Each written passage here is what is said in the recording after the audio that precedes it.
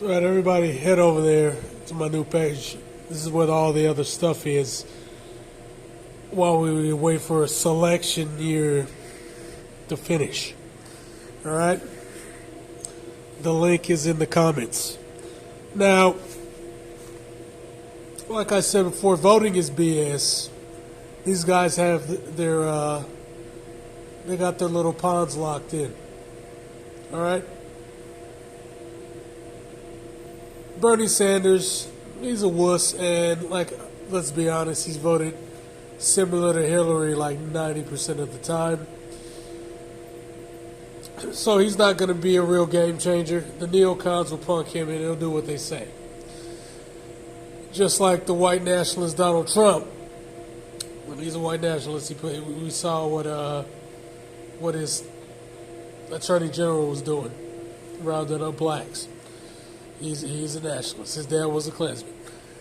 But anyway, the neocons have the game locked up. They're doubling down. They're starting to re-spew all their BS. They're locking it in the media. They're doing what they do. All right? Joe Biden is a blue dog Democrat. Look at his stances. He's a blue dog. So he's essentially a neocon Democrat, like his buddy Obama, who was basically the half-breed Ronald Reagan. So if you get rid of Trump, you're basically going to get Biden, who is going to be Trump without the entertainment factor. All right? Now, like I said, these are rigged elections. Your vote is worthless. It's completely worthless. So to the black people who are talking about ADOS reparations, you're not securing no bag. Nobody's cutting a check. These dudes are bought and paid for before they hit the goddamn ground running. Okay? A perfect example is Tulsi Gabbard. Tulsi Gabbard has met all of the thresholds needed to get into the next two debates. So what they did was they were like, you know what? And they just changed it immediately. It was like, oh, we've got most of the delegates in. This is the new threshold. She can't make it. This is how it's always been done, and it hasn't always been done like this.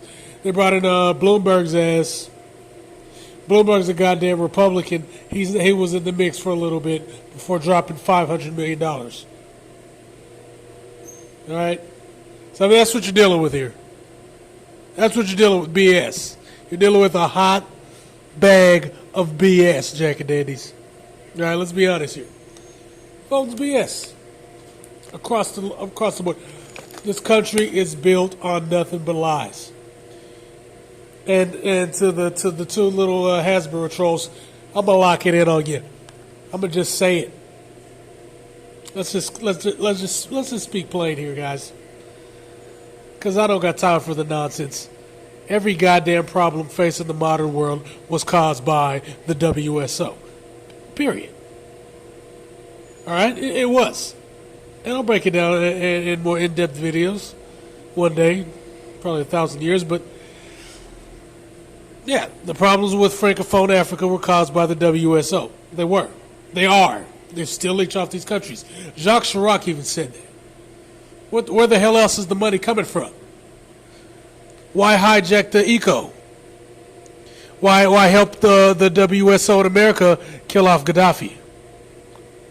Because they were a threat to the bullshit Afro-Franc system that leeches off of Africa. Period. All right? Who caused all the problems in Latin America after decolonization from Spain and Portugal? The WSO. They caused all the problems in Venezuela. They used the sanctioning system where they team up with Saudi Arabia, the totalitarian fundamentalist dictatorship. They drop the price down.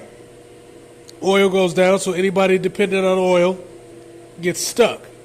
They try to diversify their portfolio and go into other industries. They just lock them out with sanctions. Now they're broke and they don't have any money, so they go to get their reserves. Oh, you can't have your reserves because